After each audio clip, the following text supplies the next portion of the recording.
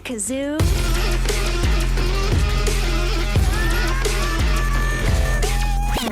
Ouais bon ça va hein. J'ai eu des retours sur la première vidéo, apparemment l'intro en kazoo ça vous a bien fait marrer. Ouais, j'en ai profité pour vous balancer un pavé dans la gueule. Donc dans cet épisode on va aborder l'interface de ZBrush. Bah c'est parti. Alors je vais essayer de prendre une approche un peu différente de ce qu'on trouve sur YouTube habituellement. Le but étant de vous mettre en application le plus possible en vous montrant tout ce qui est essentiel à savoir sur cette interface du démon. Parce que pour le coup l'Ergo c'est vraiment optimisé pour les tablettes graphiques, donc du coup au début on serre un petit peu les fesses. Donc voilà, je vais vous montrer le workflow, celui que j'ai tendance à utiliser pour être dans le concret cash. Mais casse-toi! Ça va pas être fun, ça va être long et chiant. Au lieu d'aller dans la lightbox et d'expliquer ça parce qu'il y a beaucoup de trucs cool dedans, et c'est le menu de base qui s'ouvre quand vous lancez cette brush, on a un menu d'outils ici, là. En face de nous, on a un grand carré vierge, c'est ce qu'on appelle le Canva, ou document pour les plus néophytes. Ensuite, vous avez un tas de menus en haut, ici.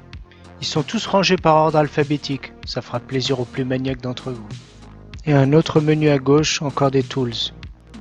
Alors, comment faire fonctionner tout ça ensemble? Comment on utilise tout ce bordel? Alors déjà mon gars, je suis obligé de te mettre un stop de cow-boy, un stop d'astronaute. Tu te souviens de ce qu'on avait parlé avec l'idée du Canva et la façon dont c'était en train de peindre en 2,5D avec la technologie du pixel dans la vidéo d'intro? Et bah ça va être super important. T'entends bien? Super important. Super important. Il faut en gros, il va falloir vraiment que tu assimiles ce truc-là parce que c'est le truc le plus bizarre que tu as sur le soft.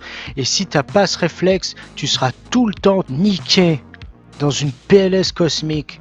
Afin de comprendre le système de brush qui va nous permettre justement de sculpter un modèle 3D, on va d'abord juste un petit peu s'attarder sur la théorie avec les 2,5D brush. Donc on va sélectionner le Simple Brush. Quand je suis en train de déposer de l'information comme ça derrière sur le Canva, on voit qu'on a différents menus sur la gauche. Ici, la façon dont on va déposer la matière. Ensuite, les alphas, donc c'est pour les formes, la forme de notre brush. On le prend par exemple en rond. Ensuite, les informations de couleur du pixel. Et là, la matière. Donc là, je désaffiche simplement la texture pour avoir juste la matière, qu'on le voit bien. Donc cette façon de peindre comme ça en 2,5D, nous on va l'appliquer en fait sur un modèle 3D. Ça va être simplement notre brush. Donc là, ce qu'on va faire, c'est qu'on va faire préférence, initialisation ZBrush. On retourne dans la palette Tools. Donc on voit qu'on a des mèches 3D ici. Les Tools en 2,5D. Ici en haut là, c'est le Quick Pick, c'est ce qu'on a sélectionné précédemment. Donc comme je disais, le 2,5D. Et là maintenant ce qu'on va faire, c'est qu'on va prendre une primitive 3D, donc cube 3D. On clique, on drag and drag, donc on tire en restant appuyé et on relâche. Et là maintenant, c'est super important, on clique sur Edit. On peut le voir, le mode Edit, par cette espèce de petit carré blanc qui entoure tout le Canva. Donc là maintenant, on est passé en 3D, c'est-à-dire que si je dessine à l'extérieur, en fait, je vais simplement faire tourner le modèle. Donc premier point super important, le mode Edit. Là, on a le carré blanc, là, on l'a pas, on a le carré blanc, on l'a pas. Donc quand on a le carré blanc, on est en mode Edit, on est en mode 3D, 2,5D, 3D, 2,5D, 3D. Donc là, on est bien en 3D. On a une primitive dans le Canva. Donc maintenant, pour pouvoir le sculpter, parce qu'une primitive c'est un objet mathématique, on va cliquer sur convertir en polymesh 3D. Pour voir la différence, là on voit qu'il est appelé cube 3D. Et quand je le convertis, donc converte, là maintenant il a un nom avec PM3D qui veut dire polymesh 3D. Donc maintenant c'est un objet éditable en 3D, on va pouvoir le sculpter. La qualité de résolution du sculpte va être déterminée par la géométrie de notre modèle. Si on appuie ici sur afficher, voilà, on voit que les carrés sont très espacés, donc forcément on n'aura pas une très grosse définition. On va rester sur la brush standard et on va regarder là-haut. Donc Z+, c'est pour rajouter de la matière, Z- pour en enlever son intensité, et ça c'est si on va peindre de la couleur ou de la matière et de la couleur. Donc là, si je commence à rajouter On voit que ça monte. Et comme je disais précédemment, la résolution du sculpte va dépendre en fait de la géométrie du modèle. Donc là, dans la barre des tools, on voit qu'on a plein de nouvelles options depuis qu'on l'a converti en Polymesh 3D. On va aller dans Subtools. Donc les Subtools, ça va être tous les sous-objets qui vont composer en fait votre objet global. Ça c'est pareil, on verra ça un petit peu plus tard. Et dans Géométrie, ce qui va déterminer justement la géométrie du modèle. Donc si on a lissage coché, quand on va subdiviser, ça va arrondir tous les bords. Là on le voit bien. On fait CTRL Z pour revenir en arrière. On décoche le lissage et là on subdive. Et là si on regarde de plus près, on voit que la géométrie est en train d'augmenter. Mais pourtant, ça arrondit pas les bords. On est à 2 millions. Donc là on voit que notre résolution est plutôt pas mal. Donc on a le Z+ qui est coché. On va pouvoir changer par exemple l'intensité.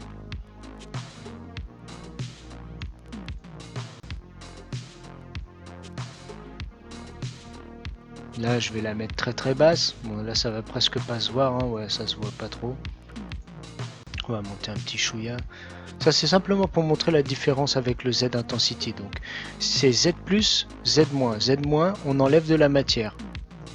On a aussi la possibilité de le faire en restant appuyé sur Alt. On voit qu'il y a un petit moins qui s'affiche ensuite sur la brush. Donc si on reste appuyé sur Alt, ça creuse. Le troisième point super bizarre aussi, c'est pour dézoomer. On reste appuyé sur Alt, on clique, on relâche Alt et on bouge la souris. Donc là, si j'appuie simplement, je tourne. Si j'appuie sur Alt, que je clique, que j'enlève Alt et que je bouge la souris, ça va dézoomer. Et si je reste appuyé sur Alt, je déplace mon modèle. Ouais, je sais, c'est super contre-intuitif. Quand on regarde sur le côté, dans notre onglet géométrie, donc à droite, on voit qu'il y a des niveaux de subdivision. Ça veut dire qu'en gros, tout ce qu'on a augmenté en géométrie, on peut revenir à un instant T avant. L'avantage de ça, c'est que, par exemple, si je me mets au niveau de subdivision 1, barre espace pour les options, que je déforme mon modèle à fond, en revenant à mon ancien niveau de subdivision le plus élevé, j'ai pas perdu les détails, donc ça me permet de modifier un objet en global ou en local. Ça aussi on le verra plus en application dans le prochain épisode, mais c'est pour montrer un petit peu. On va faire un petit récapitulatif. Donc on va sur préférences, juste là, init ZBrush, donc l'initialisation, on remet ZBrush à 0. On remet tout ce qu'on a compris là en application, donc on va chercher une primitive 3D, on appuie sur Edit. Là, quand on clique maintenant, on peut tourner l'objet. Si on appuie sur Alt, on clique, on reste appuyé sur le clic, on lâche Alt et on bouge la souris, on peut zoomer, dézoomer. Et si on clique en restant appuyé sur Alt, on déplace. Ensuite, on a sur le côté, c'est la même chose pour ceux qui ont un peu du mal avec l'interface. Donc pour les rotations, etc. On convertit en Polymesh 3D.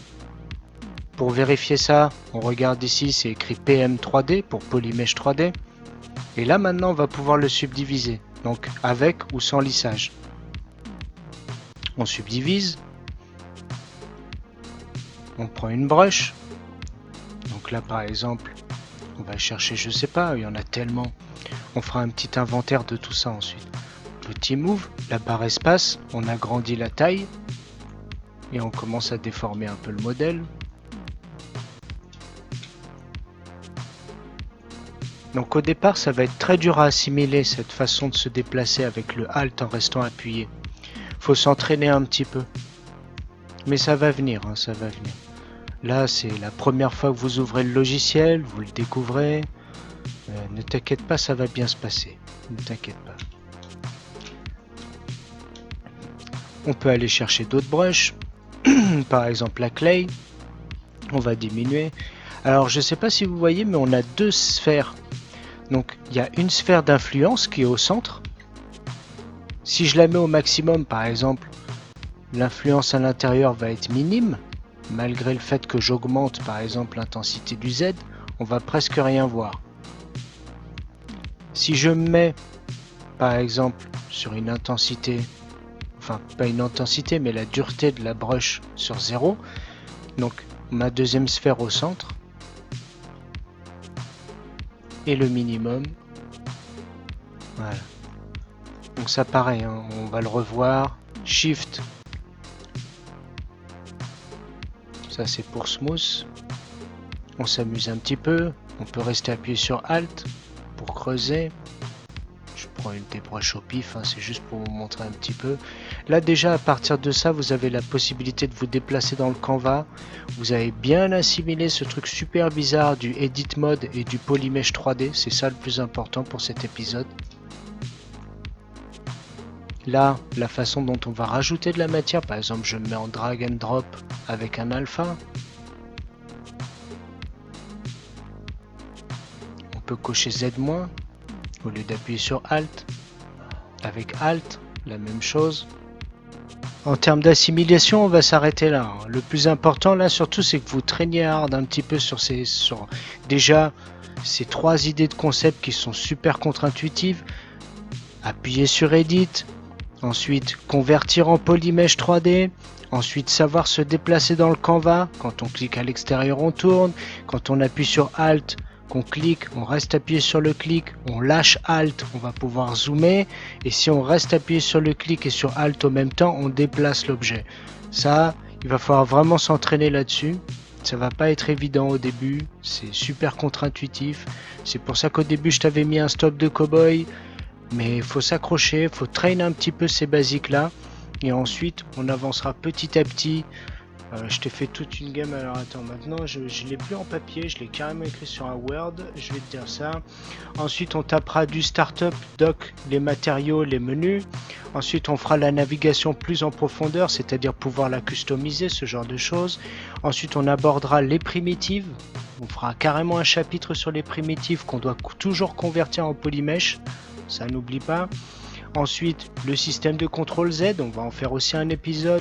L'orientation dans l'espace 3D, les basic brush fonctions, le blocking, ça on fera un petit peu aussi. Ensuite, on abordera le Dynamesh basique, les lightbox, les transformations en local, les quick save et les recovery files. Et après, tout ce qui va être sculpting et enregistrer les variantes de ces sculptes. Voilà. Bah écoute, comme d'hab, hein, tu connais les bails. Follow, subscribe, je sais pas comment ça s'appelle. Les petits pouces, blablabla, blablabla. T'as tous les liens dans la description en dessous de la vidéo. Et puis voilà. Je te souhaite bon courage pour ces 3 trucs qu'on a abordés. Entraîne-toi bien dessus. Et la prochaine, on va commencer à taper un petit peu plus dans le concret. Allez, tchuss!